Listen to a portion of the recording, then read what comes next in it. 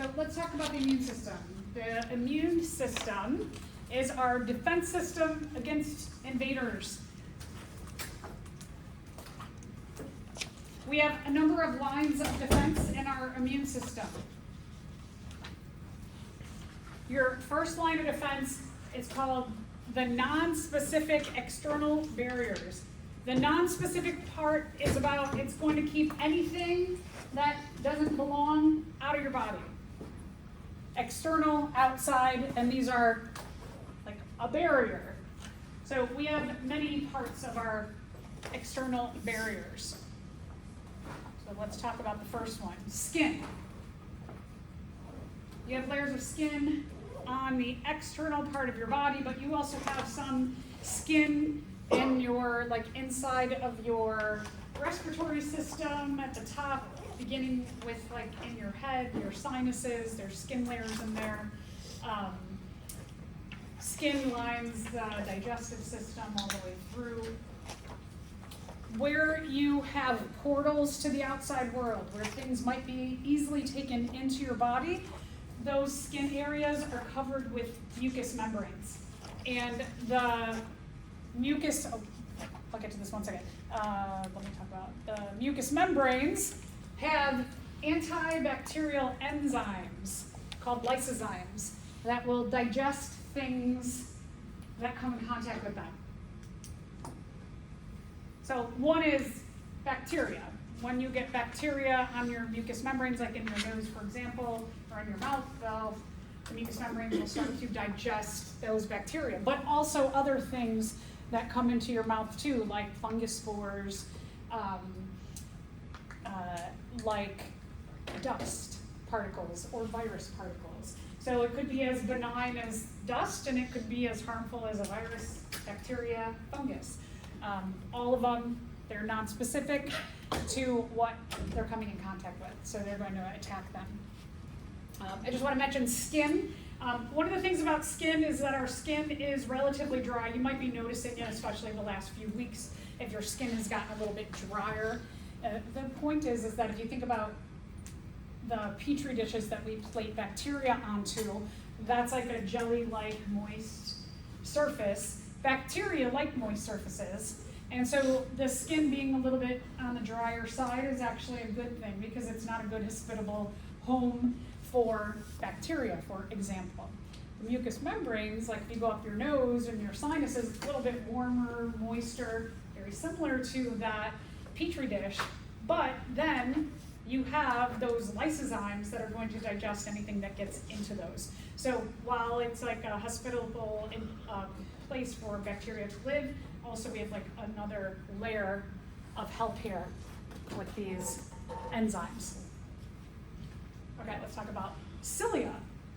So in your nose and in your throat, I know we've all experienced this, where you're like, right, you're like gonna sneeze, and just that like act of like breathing in, it might lodge or dislodge something that's in your nose, and then you don't end up sneezing because what is actually being activated by that, right, is the cilia, little tiny hairs that line the inside of your mouth, your nose, back of your mouth, your sinuses. If something gets on there, the cilia start to vibrate, and it stimulates this whole process of trying to sneeze or push it out. Or could be like in the back of your throat, and if the cilia is starting to vibrate, it causes you to cough. If something gets past your mouth and it goes down your esophagus to your stomach, you have all kinds of enzymes as well as hydrochloric acid in your stomach that can digest things that go in there. So like the 5-second rule, drop food. Not that big of a deal if you're eating it, because if there's something bad on there, it'll get digested away. Okay, so let's say something gets past these lines of defense. Then you have another line of defense, the non-specific internal barriers. So now we're going inside, further into our body, but again, they're non-specific. They're going to get rid of a piece of dust as much as they're going to get rid of a fungus, bacteria, virus particle. This is called your innate immune system. It just responds instinctually. It knows to just try and get rid of any invaders. We have all kinds of different leukocytes or white blood cells. Remember last time we talked about different kinds of cells in your blood. One example are your white blood cells. And we'll talk about different kinds of blood cells as well. Not only are they going to, these leukocytes get rid of like dust, virus, particle, fungus, whatever gets in, they're also going to get rid of any dead and dying cells in your body. They're going to clean up if you like sprain your ankle, you get a bruise, they're going to clean up that area, they're going to renew that tissue. They're going to get rid of any kind of cellular garbage. Sometimes we make waste products as a point of whatever our organs and our tissues do. We have other kinds of white blood cells that are part of your innate immune system, your non-specific internal barrier. These are called phagocytes. The PH is an F sound. Phagocytes. Phagocytes are big eaters.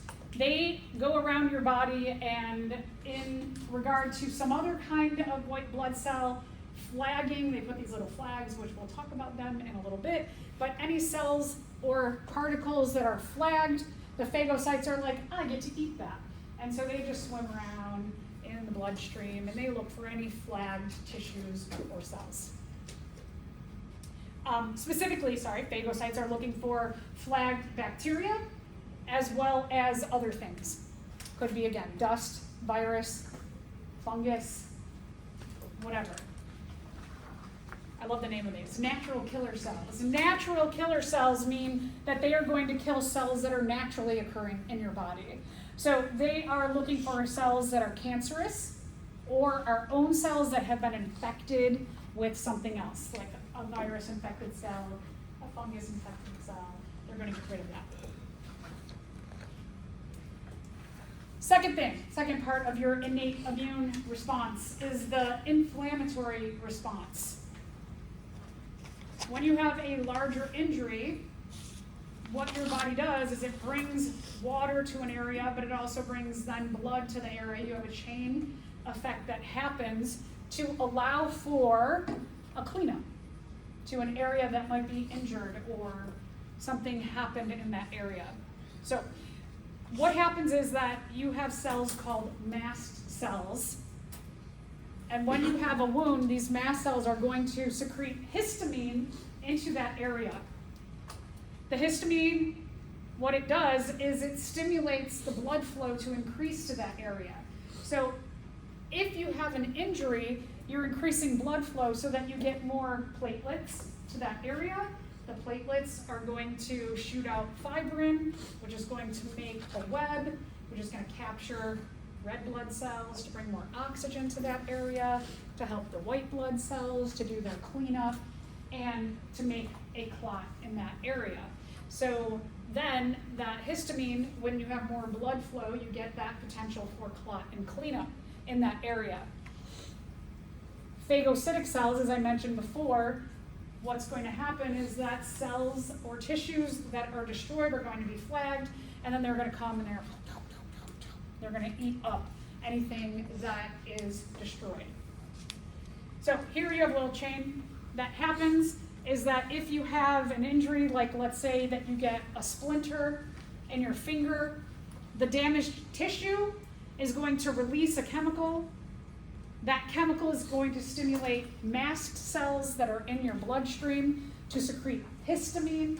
Histamine is going to increase water and blood flow to that area. The blood increase is going to have it's going to attract platelets to that area, shoot out fibrin, capture white blood cells, capture red blood cells, allow for not only cleanup but also clot potential. And then the next part is if you get an infection of a large scale, not only might you get some extra inflammation, but you also might start a fever response.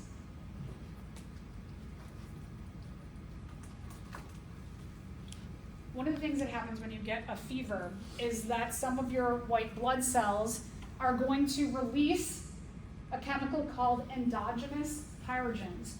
those chemicals are going to travel up to the brain, and the brain's going to then, in response, up your body temperature a little bit. The upping of your body temperature, specifically the hypothalamus, we'll talk a lot about the hypothalamus as a starter of many of these feedback systems that I have mentioned thus far and will in the future. The hypothalamus starts a chain, a feedback system to increase your body temperature. The increase in the body temperature is going to do two things. One is that little boost in heat is going to make molecules move faster, which is going to give a little bit of boost to your white blood cells moving faster. So it's going to help the infection, the attack on the infection go faster. So that's good. The other thing is that a lot of your infectious agents like our regular body temperature to infect at. And by jacking up our temperature, it actually hurts their ability to infect us. So you've got two positives that happen from the fever responses. One is it makes our immune system work faster and it slows down the infectious agent from spreading. So that's really good. But what if the infectious agent is like, I don't care about that, there's so many of us already before your immune system came in, and they start to overcome your immune system. Well, then your body responds by more endogenous pyrogens, which means more body temperature, and so then you get this higher body temperature as your immune system is trying to chase getting at that infectious agent. And a high body temperature can be really, really bad. And so I always suggest, like, if you have a low-grade fever, like up to about 102, you want to not take a fever-reducing agent. You actually, this is good advice for this time of year as we're starting to get a cold and flu season, is if you have a little bit of a temperature, let it ride. Eat healthy, drink a lot of fluids, get your rest. Watch that low-grade fever, because if the low-grade fever starts to just keep notching up, then you get around 102.5, you want to take a fever-reducing agent. After you take a fever-reducing agent, if it keeps ticking up and you get into like 103s, you probably want to go to the urgent care or to the hospital emergency room, because whatever the infection agent is, it's taking over your immune response. It's winning the war. So low-grade fevers are a really good thing. You don't want to block those with a fever-reducing agent. Okay, so let's say our innate immune response, we tried all these different levels and it's still not working. That your infection is winning the war. So you have a third level of defense, which is your adaptive immune response. Adaptive because it's going to adapt to something that your body probably hasn't seen yet before.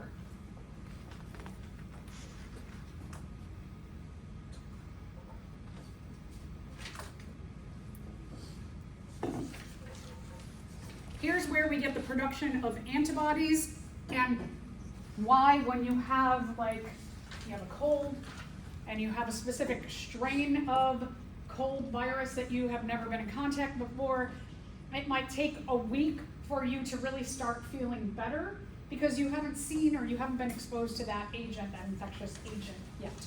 So your body is adapting to figuring out how to deal with and overcome this new invader. You got a lot of things that are going to happen in this war. One is that your body has to recognize that it is being attacked by a foreign invader, and then it has to start targeting the cells that are infected, as well as the infectious agent for destruction. These little flags that we're going to put on specific cells that are infected or the infectious agent, those are called antigens. And so, they are called antibodies. So we'll talk a little bit about antibody production and what that entails in just a second. You have two kinds of basically like war systems within your immune system. One, you have the B cell system. The B cell system, it originates in your bone marrow, B for bone marrow. It's also called the humoral immunity. Your humors are your bones. The T cell lymphocytes, they differentiate in the thymus. This is what we call our cell-mediated immunity.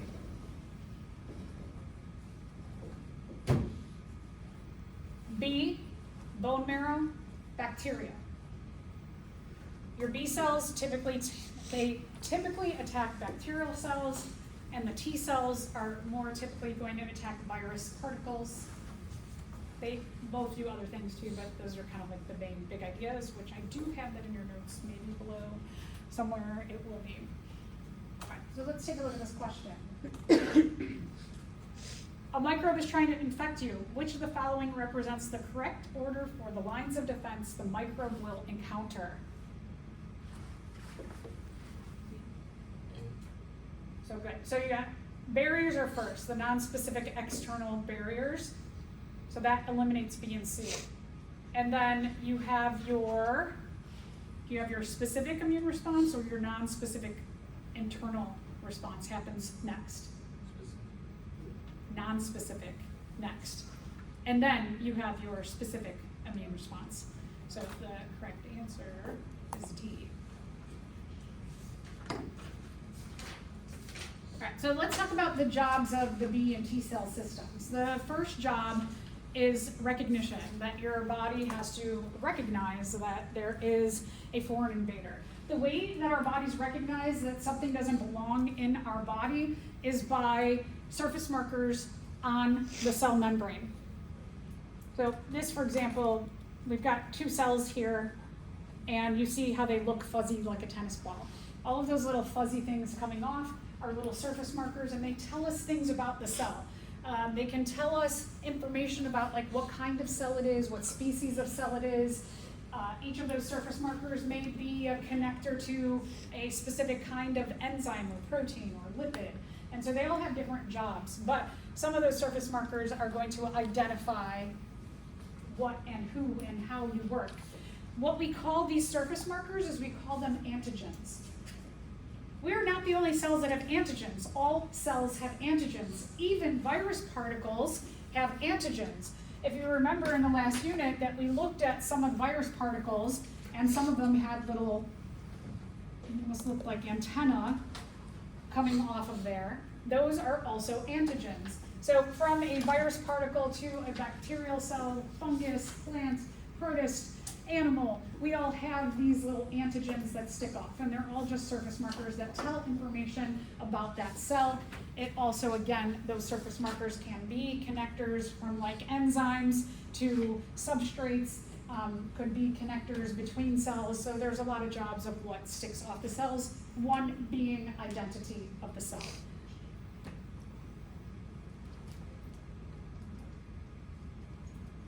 So our body recognizes antigens or surface markers by using antibodies. An antibody is going to bind with an antigen. We call them antibodies when we're talking about the B cell system, the humoral immunity. When we're talking about the cell-mediated immunity, the T cell, we just call them T cell receptors. They work very similarly in nature. We're going to use the B cell system, the antibodies, as an example of how this comes to be and how they work. Okay, so an antibody is going to bind with an antigen, a surface marker of something else, of some invader. So again, specific antigen, surface marker, identifier of a foreign invader.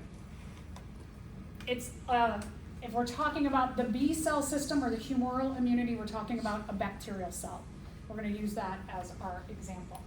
B, bacterial cell. B cell, bone marrow, bacterial cell.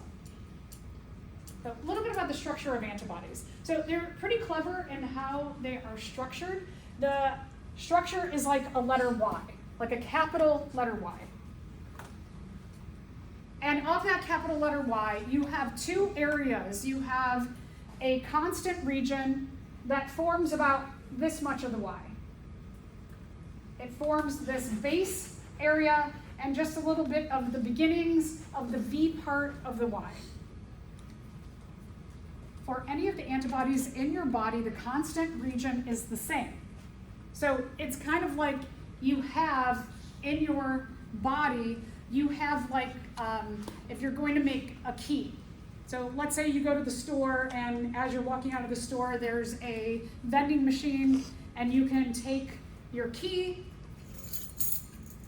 and I can put some money in, and I plug my key in, and it traces this part of my key, and it makes an exact copy of my key. But to save time in that vending machine, it's got a whole bunch of blank keys in there. It's got keys where this is flat, and it doesn't have any carving in it. So instead of you going to the machine and you put in money, and then this whole welding thing happens where they form the base of the key, and then eventually they carve this out, you'd have to wait for the welding of the base of the key. It's already made. And that's like this constant region of your antibodies, is that you have a basic form made of your antibody, and then with specific invaders, this part gets carved out to specifically bind with that foreign invader. So it saves you a lot of time and energy to have these constant regions. Brilliant. Then you have at the tops where you're going to have a binding with that foreign invader's antigen, you have a variable region. So it's at the kind of like arms of the V of the Y. So these top parts, so that those top parts can go like this, and they can specifically bind with the antigen, so that now your antibody that's like this is going to go like this, and it's going to bind perfectly with the antigen. So the constant is just like the base of the. Yeah. What is it called? It's like a blank key. Yeah. Okay. Of the antibody. So here in this illustration, this, and this will be the same for all of your antibodies. When you have a bacterial cell comes around, these top parts are going to specifically be carved to be able to bind with the bacterial cell's surface marker, so that they fit like pieces of the puzzle. This works much like enzymes, how they bind to the substrate or the reactant to which they make the chemical reaction go faster. So are the two like red ones is the exact same? All of these are the constant region. This little part, this big part, and this little part. Okay. And the variables are different? The darker parts are the variable regions. Yeah. So this antibody here has the ability to bind with 2 different bacteria at the same time. That's why you have these different arms. So here, these are 3 different infections in your body. The yellow and gray parts you can see are the same for all 3 kinds of antibodies for the 3 different kinds of infections. What's different is going to be these variable regions at the top, and those are specific to each different infection you have. Having these saves us so much time, because time is really important. When you are getting infected by something, you want to win the war against them as quick as possible. So we don't have to wait to manufacture the majority of our antibodies so that they can then be formed and then add on the specific parts. All we gotta do is add the specific parts to these base or constant regions. So that's good. Very intelligent system. All right, so triclosan. They've been doing away with this more and more, but I still occasionally see triclosan. It's a common antibiotic used in antiperspirants, toothpastes, as well as in hand sanitizers. Sometimes even lotions, you'll find triclosan. And like I said, you can check your labels. I don't think this one, I think this one's more alcohol-based. We've been moving more to alcohol-based ones over time.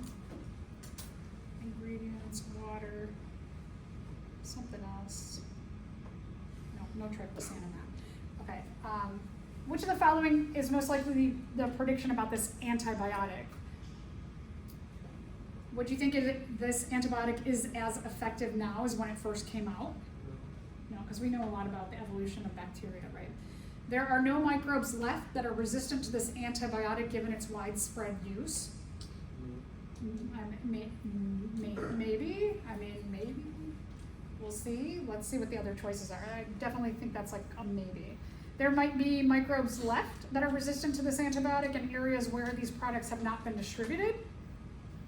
Right, so that seems a little bit better than this one. Everyone who's exposed to this antibiotic and doesn't use this product will die. No, that's definitely not true. So C, when you get down to B and C, C is a better choice.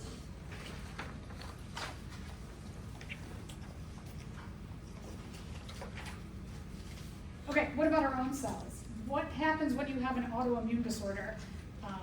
We'll get into that more specifically, but let's just start about our own surface markers and our own cells. You have what are called MHCs, major histocompatibility complexes. Your MHCs are unique to each individual. You have a variety of different kinds of MHCs. You have MHCs that say I'm a Homo sapien. You have MHCs that say I'm a female. You have MHCs that say I'm a blood type. I'm a positive blood type. So you have a lot of different identifiers, and those different identifiers can even be different from cell to cell, in some cases like a blood cell, for example. Okay, so what if you need a kidney transplant? Or we talked last time about people who have heart failure and you need a heart transplant. You have to be very careful in the MHC matching between different organs or blood as well, that depending on the kind of cell and or tissue, you can get away with MHCs being close but not exact. So like with blood donation, there's kind of like 4 levels because we have 4 different blood types. Somebody who's O blood type does not have any blood type MHCs on the surface of their blood cells. They have a blank there. So because they don't have any MHC for blood type, you can accept, an O blood type can be accepted by any blood type. That it's like a filler blood. That your blood can receive O and be like, I don't know, there's no blood type on it, I can take this. If you have A surface marker, you can get A blood. You can also get O blood.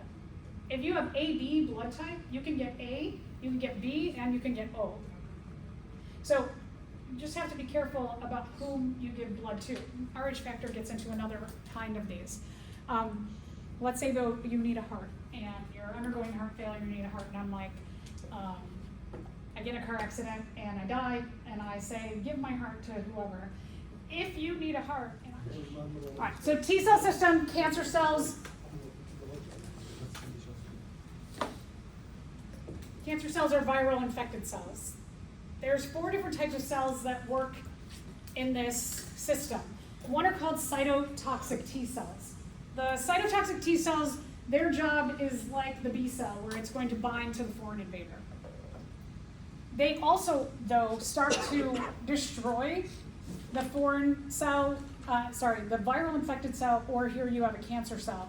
They not only just bind and they wait for somebody else to come along, they don't do that like B does. What they do here is they actually start to emit enzymes like lysozymes, like we talked about before, and they're going to start to dissolve that other cell, or that infected cell, or that cancer cell.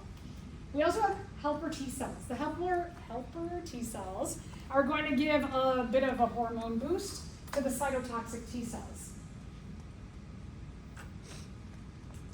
And then you have the suppressor T cells. They're like the project manager. They're watching this whole system. When your cell-mediated immunity has taken over that invader, when you're winning that war, it says, okay, we can start shutting you down. Everything's good.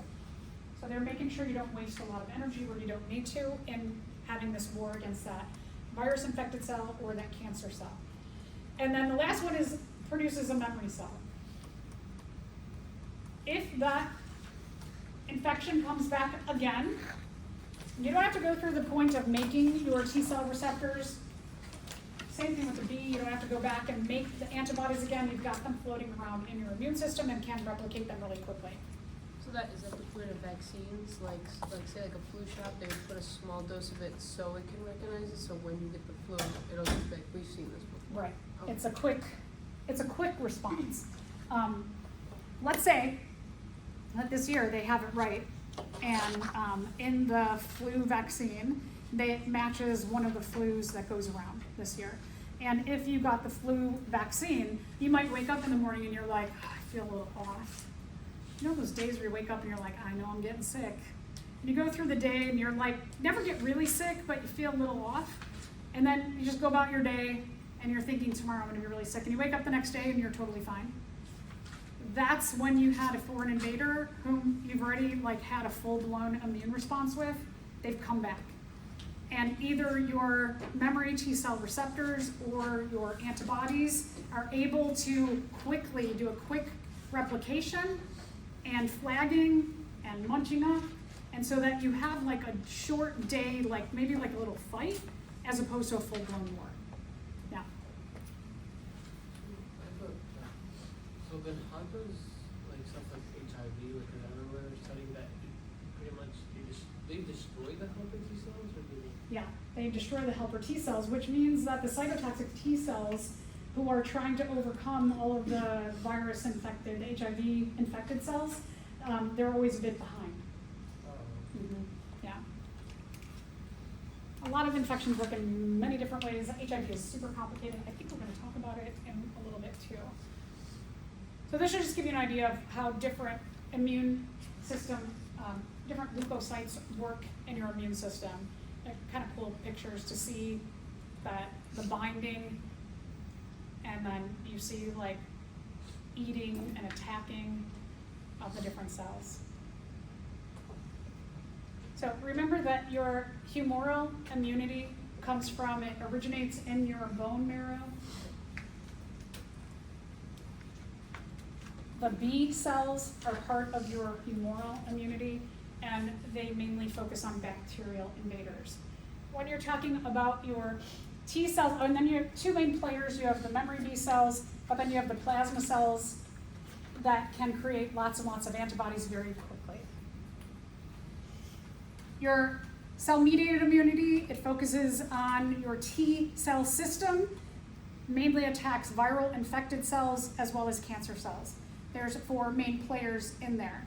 You have the cytotoxic T cells that are going to bind to any cells, like this one, for example, is infected with some kind of virus particles. They bind, the helper T cells give a hormonal boost to the cytotoxic T cells.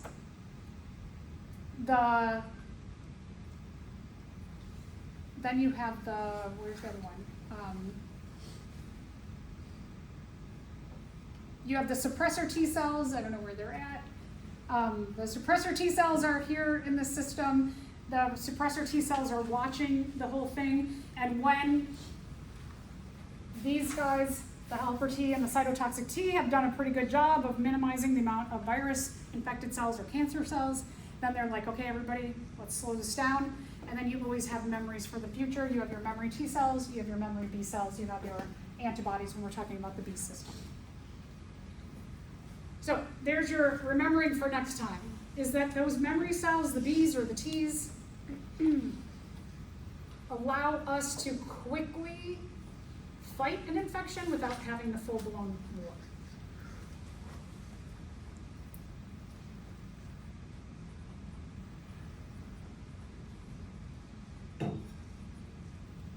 So if it's flu season and you get the flu early, you almost might think about it as like, well, that's a good thing. I've already got it. I don't have to worry about it for the rest of the winter. Glass half full. So here's the difference between that, like you asked, Brooke. If you have the full-blown infection, it might take from the start of feeling badly to waging the war to coming back to feeling normal again. It might be like 2 to 3 weeks, 2 to 4 weeks, I should say, that you're kind of sick, maybe even longer in some cases. But let's say that later on that year you come in contact with that sickness again, in a matter of a day or even in hours, because you already have those memory cells, you can overcome that. Your body can overcome that infection. All right, so let's talk about, So what does it mean then if you get it a second time but you still have like a bad reaction to it? Is it a different strain? It's a different strain, yes. That's why we often get the flu or we get a cold every year, because they're just a different kind. And the common cold, it has 200 or more different strain possibilities. Yeah, so it's just things, it could be the exact same one that has mutated to become just different enough. Just like COVID, right? If any of you have gotten COVID more than once, it's COVID, but it had a mutation to it, or a couple mutations, and now it's different. Yeah. Okay, so let's talk about when your immune system needs help. So sometimes your immune system, it's like this, I always like to kind of like do it like this, that your immune system's working, and then that foreign invader, if it gets ahead, and you start to get really sick. Wait, no. That's not. We don't have it.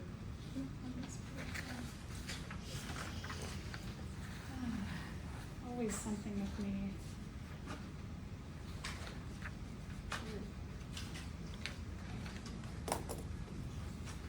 Oh, you might not have the title, but maybe you have. From the graph. Okay, I bet the title got covered by that picture. Okay, so you're just missing, if you wanna write in this title, just so letting you know, like when we're talking about antibiotics and vaccines, it means that your immune system needs some help. I really wanna emphasize here that when you have to take antibiotics or you utilize vaccines, these do not take the place of your immune system. They support your immune system. So these are just another tool to help the immune system. Okay, so now let's talk about antibiotics. Antibiotics are taken when you have a bacterial infection, and the bacterial infection is working faster to infect you than your immune system can keep up with. The antibiotic does not kill all of the foreign invader, the bacteria. Sometimes antibiotics are used for protist infections, sometimes it can be used for fungal infections. Just to note that some antibiotics are used for things that are not bacterial, but mostly antibiotics are used for bacteria. The immune system actually finishes the job of getting rid of that infection. The antibiotic just kind of like kills some of the cells on their own. So the antibiotic is killing some of the cells and your immune system is killing some of the cells. So you get an extra killing system with an antibiotic. Remember that getting a bacterial infection makes you an agent of natural selection.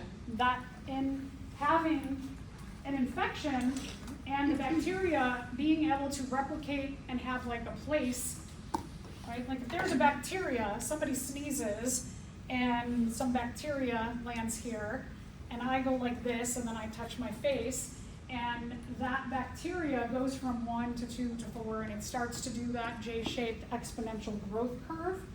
That what I've done is I've provided the potential for that bacteria to grow quickly in a place. Here, if it just lands here on this piece of metal, does it have the potential to really grow? No, it doesn't like this kind of medium, right? So it might survive here for a few hours, and if nobody touches it or picks it up, it just dies because it doesn't have the heat it needs, the moisture, and the nutrients and food and energy it needs. So it'll die off. But if I go like this and I like rub my eye and it gets into my system, now I've given the potential for a population of that bacteria to grow. Every time the bacteria go from 2 to 4 to 8, I am providing the environment for the potential of mutations to occur and for that bacterial colony, that population, to mutate. So any bacterial infection gives, we act as, anytime you get a bacterial infection, you're an agent of natural selection for that particular bacteria. Because you may just have the right environment where the right mutation happens. If you take antibiotics and they have a mutation that they just happen to get for resistance to that antibiotic, your helper that you just took, right, your immune system wasn't doing so good, the bacterial infection's getting ahead, you take the antibiotic and you were like, wait, nothing's happening, right? You want, with the antibiotic, you want the immune system to be able to overcome this. So we might be the helpers that just get them to have more mutations for antibiotic resistance. All right, so let's talk about vaccines. Vaccines are mostly particular to viruses, and it is usually, vaccines are usually a piece of the virus could be the entire virus, could be deadened, or like unworkable viruses, or it could be viruses that are working. So you have kind of different levels of viruses. I always hate to say killed. Also, sorry, it could also be bacterial infections as well that are in a vaccine. Like we talked about earlier, that you get a little piece of bacterial infection in your vaccine, viral particle, etc. It makes you do that little quick immune response without having a full-blown exposure or war that happens. Oh, question? The biggest thing is you get those memory cells. Well, is it good for people who have a weak immune system to take vaccines? No, because so here are the cases, if you remember a couple weeks ago I talked about my auntie, Maha, that she had a compromised immunity and then she took the COVID vaccine and she died. So sometimes a vaccine, if you already have compromised immunity, it could kill you. But it's rare that it can happen, but sometimes it happens, and that's why when, you know, like with how popular social media is and how accessible it is, that somebody will say, like, don't take the COVID vaccine because it killed my aunt. And then people are like, oh, I read that. It's killing people. It's killing people. Like, so there's one case, it's a very unique case, right? So it can happen. Sometimes someone could be totally healthy and they get a vaccine, and for whatever reason, the very few people who have side effects from it, they get that side effect in it and they die. So while vaccines aren't 100% going to be perfect for everyone, for the majority of the population, they're very good. But nothing is perfect. Okay. So cancer cells. Cancer cells, by definition, is just the uncontrollable replication of a cell, which makes another cell that is going to replicate quickly. And you get the ball of cells, which can make a tumor, for example. Every day in your body, you have cancer cells. Every day in your body, your immune system recognizes, your T cell system, your cell-mediated immunity recognizes these cancer cells, and they destroy them. Boom. And so our immune system regularly is dealing with these cells. The cancers that are dangerous are the ones that trick your T cell system, your cell-mediated immunity, to not seeing that they're there. And there's so many different mechanisms by which they can do this. So cancer cells, like everyday cancer cells that go away, not a big deal. It's the ones that have all these tricks and mutations, and it takes a matter of figuring out what is their trick to finding the cure for that particular kind of cancer. There are so many different kinds of cancers, and there's probably many that we haven't even discovered yet. Cancers can be genetically related. They can be caused by viruses. They can be caused by environmental factors, like too much, like the combination of things. So usually if it's something that's an environmental factor, you also have some kind of genetic predisposition to that cancer attacking your particular, whatever kind of cell it is. So there can be combinations of these that work together to make cancers more dangerous for one person than another. And what I mean by that is, like, I know my father had skin melanoma. I know that if I go out in the sun, because I have very light skin, if I go out in the sun without sunscreen on for a few hours, my skin is going to get burned. It's going to turn red. What happens when you get, so having that genetic link to my father, who was susceptible to that kind of cancer, what I know is that I am also then genetically susceptible. So if I never go out into the environment where I could get sunburn, I need sunburn to activate that cancer, right? If I go out in that environment without sunscreen, I'm taking a chance that I might get melanoma.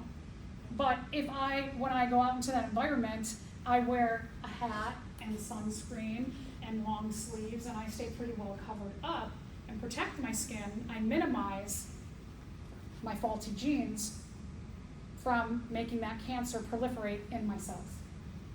So some of the things, one of the things I always like to tell students is look into your genetic future, and if you biologically know your family, you can see the things that have happened to people along the way, like your elders in your family, and you know things that you may be susceptible with certain environmental factors. And it could be this, could be that.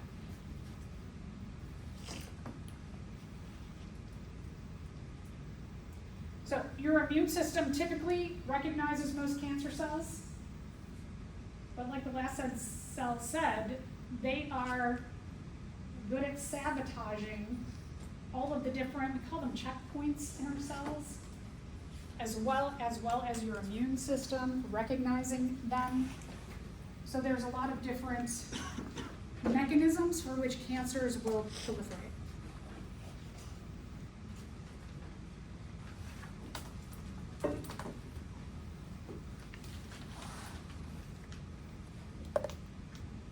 A lot of cancers revolve around the proteins, those little things that are sticking off, those identifiers on the surface of the cell.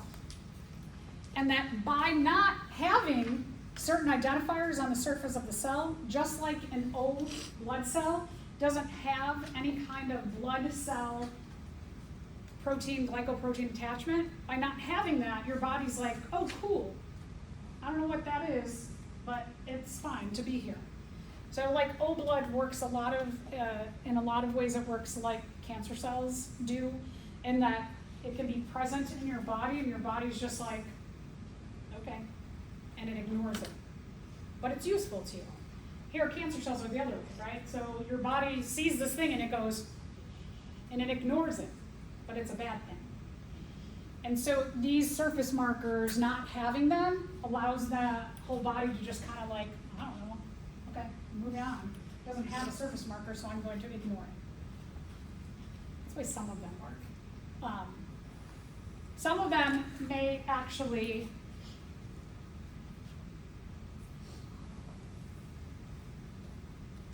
so this is not there.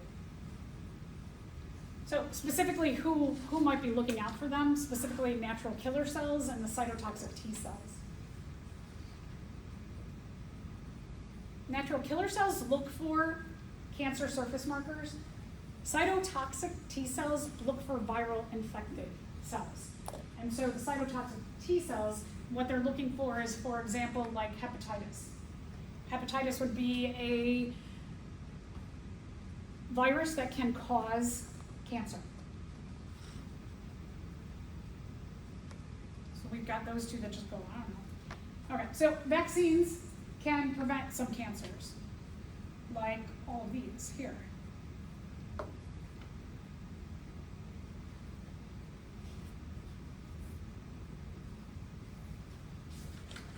And you can see, for example, like some leukemia can be caused by viruses, but some leukemias are caused for other reasons as well. So in the United States, we have these vaccines that prevent diseases, like we have the vaccine for hepatitis B, prevents you from getting liver cancer of some kinds. We've got HPV vaccines that are usually administered around, like right now, I think it's the ages of like 11, 12, 13, around there.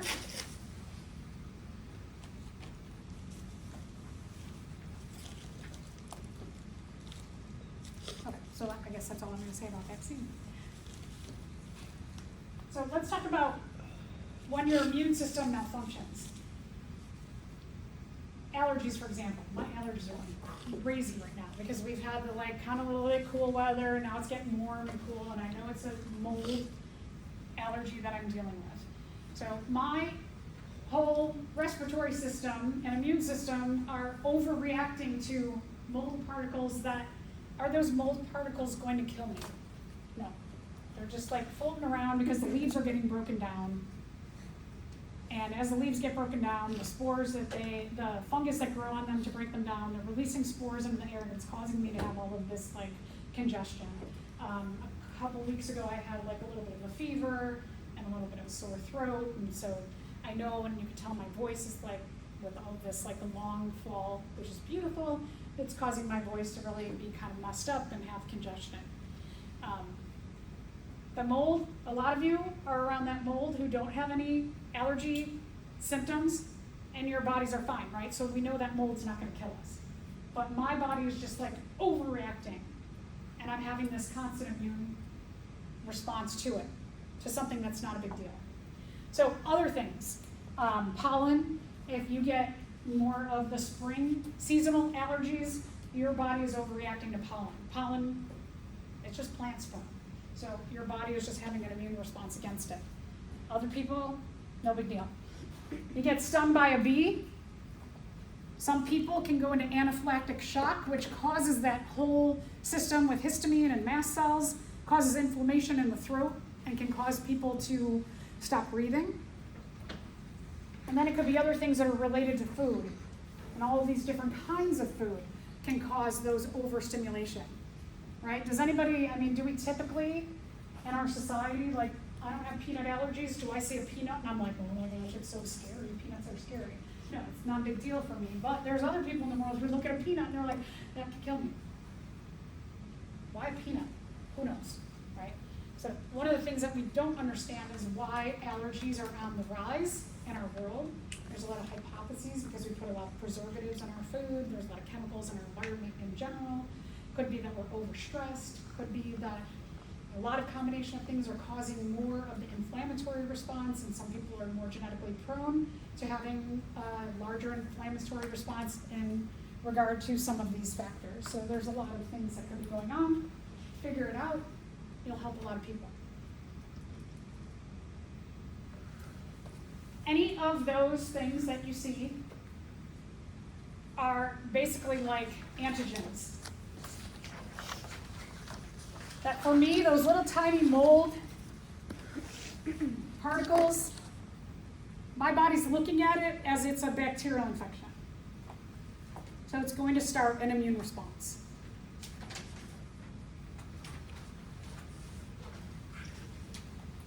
My mast cells start to produce a whole bunch of histamine. That's the inflammatory response. I could take an antihistamine to alleviate some of my symptoms. So people who have seasonal allergies, right, there's a whole bunch of different kind of medications that you can take that will calm your mast cells from making histamine, which will calm all of this down. Me, I've tried them all, they don't work. Some people, they work great. Having extra histamine causes also an increase in the amount of mucus produced. So my nose is running and running and running. I'm getting that extra mucus. Some people can have allergies so badly that they just like wheeze, like they have a hard time breathing, right? They get so much mucus build up in their throat and in their lungs that it can be just like having a full-blown cold or a flu. Or so much mucus, like if you're somebody who has digestive system disorder, it can be so much mucus that it causes like that rumbling and upset stomach all the time. Yeah.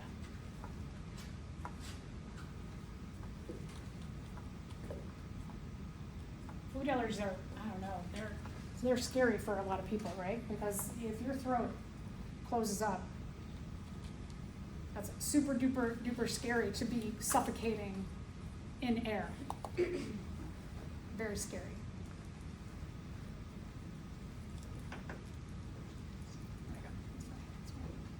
Okay, so let's talk about diabetes, right? You missed, Did I miss something? Yeah, we Yeah, did no. all that. This? Yeah.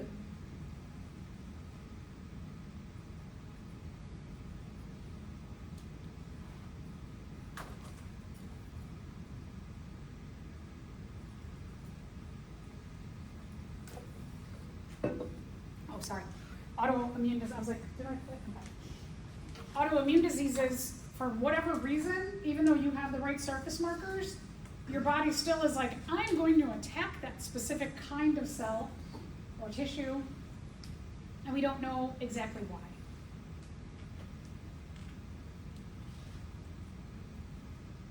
There are some therapies for treating autoimmune disorders.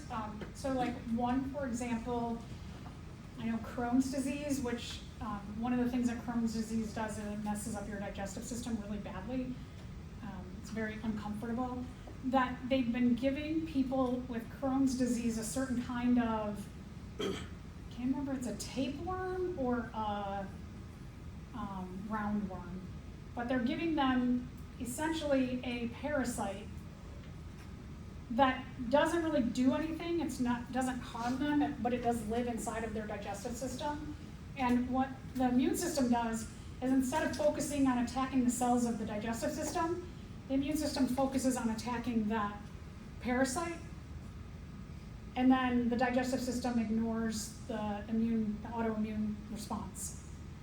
But then you have to be willing to live with a parasite. But if you know the parasite doesn't really harm you, then still the immune system's a little bit distracted because you've got that parasite. So there's like kind of a balance working with your doctor on things like that. Autoimmune disorders, diseases are very complicated. We need some brilliant brain power to figure these out. Another autoimmune disorder, or example of one also, is diabetes. So type 1 diabetes, usually in the juvenile stages of life, humans, their pancreas is attacked by their own immune system. And it kills the islet cells of the pancreas, which are the insulin secreting cells of the pancreas. Right, so if you're like, okay, well, oh, sorry. Just to note, insulin is a hormone it's a chemical that helps to take sugar out of our blood and get it into our cells. If you don't have insulin, your sugars stay in your blood. The two main things that can happen as a result of having high sugar in your blood are, one, your cells die. You get cell death because the sugar can't get into your cells. The other thing is that the sugars can turn to part of your system with triglycerides, which can turn that sugar into having issues with atherosclerosis, and taking those sugars and making them into fats that get deposited underneath the walls of your arteries. So without insulin, you will die. Type 1 diabetes people can get regular injections of insulin. They have to do so on a daily basis. The insulin amounts have to be monitored closely. I take a class on Wednesday nights, and one of the women in the class, she has a little insulin pump that she wears. And so she doesn't even have to do the injections of insulin. She's just got to every so often refill her pump, and it'll just do it for her. Now for me, and she wears it like this, and there's a little tube, and I'm like, oh man, I would catch that on everything and rip my pump right out of my body. We didn't talk about the other one, but we'll get to other treatments of other things that sometimes they work for people and sometimes they don't. Anyway, okay, let's talk about other autoimmune disorders. So let's just mention some. Rheumatoid arthritis affects the joints. Your immune system attacks your joints. You get ones that attack your skeletal muscles. MS attacks your nervous system. Lupus can attack anything in your body. I always think that when they label someone as having lupus, it's like they're not sure what the autoimmune system is doing or what the immune system is doing, but they know it's causing chaos. The immune system is causing chaos in the body, so they just go, let's call it lupus. Definitely, again, a lot more research needs to be done here. There are no known cures for autoimmune disorders. When we're talking about diabetes, you're not cured by having an insulin pump or doing the daily injections of insulin, but you can live with this autoimmune disorder. So you're not cured, but you can live with it. Also, people who have autoimmune disorders may take immune suppressing drugs. immune system suppressing drugs, but that also then leaves you open to having a low immune system and other things attacking your body. So like a simple cold, if somebody's on these immunosuppressing drugs, it could kill you. So those aren't really great either. All right, let's talk, I think lastly, we're gonna talk about exotic flu viruses. I mentioned these a little bit, the zoonotic diseases, when we talked the last unit about diversity. So I'm just going to kind of quickly go through this. Remember that when we're talking about exotic flu viruses, they're, I use the term zoonotic disease because they move from one animal to another animal. And what is happening is that that disease is jumping the species barrier, which usually, when we're talking about specific kinds of infectious agents, they are very specific to not only the species that they infect, but to the cells of that species they infect. And here we have cases where they're like infecting this species and that species.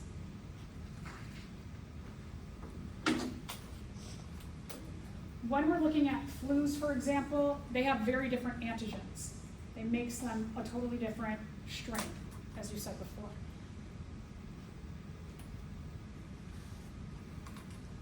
They can mutate pretty easily. If they jump to the human, well, whatever they jump, but if they infect a lot of animals of one kind and it spreads very quickly, again, it makes those animals an agent of natural selection for whatever that infectious agent is. And the more people or the more chickens or the more pigs, whatever they are, that get infected, the more chances of mutation that that infectious agent has. The more dangerous it can become to that species as well as other animals. So, avian flu. Avian flu is also called the bird flu. It has this coding name. The bird flu, I read about cases of it popping up all the time, right? We hear about it pretty regularly. The bird flu has been sticking with birds, but people are really nervous for it to jump back to humans again. It has before. But mostly,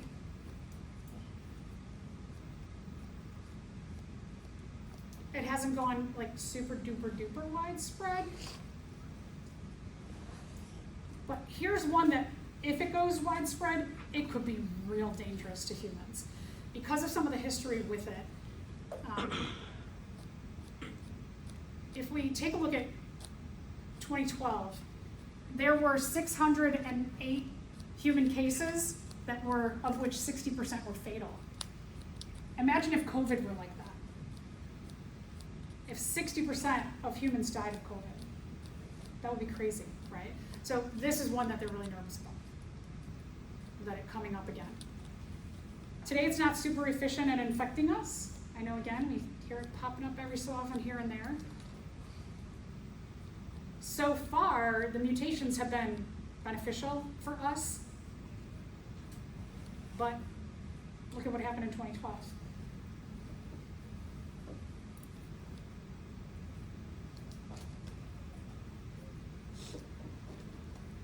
Any of these viruses, and we heard a lot of rumors about this with COVID, right? That they think that it was from some lab in China, that they were studying a way to use COVID as a terrorist infection. They don't say much about it because they just don't want the information about the actual avian flu falling into the wrong hands. So crazy stuff. The swine flu, pig flu. This is the coding name for it, H1N1.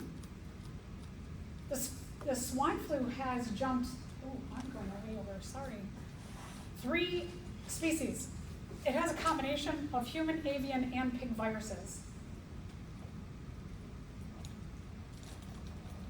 So if you're somebody who's like, I don't get the flu, I don't get the flu vaccine then, this is where I encourage you to get why I mostly encourage you to get the seasonal flu vaccine, is because it has some pieces of protection for swine flu in there. So that if swine flu hops over, you might have some protection against it. Back in the 2009-2010 flu season, there were 12,000 deaths of people. We had a professor here, he was pretty young at the time, he was in his early 20s, and he was in the hospital for a month that year. So that year, they found that people of your age demographic, healthy people, were going to the hospital, were being hospitalized. So they don't know why. They don't know why healthy young people were like suffering worse than others. They're not sure.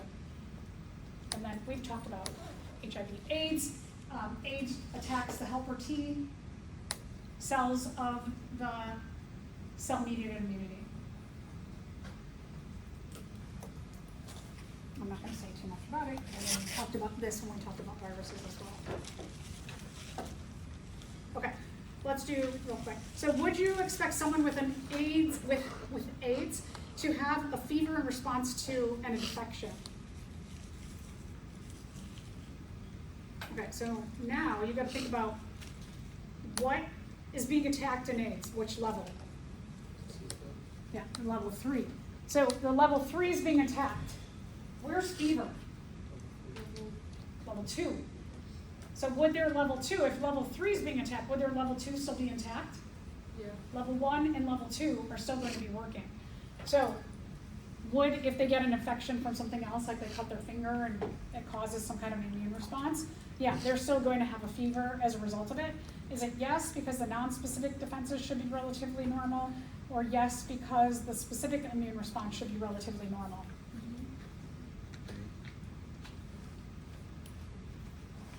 The non-specific, it's the non-specific internal barriers or the not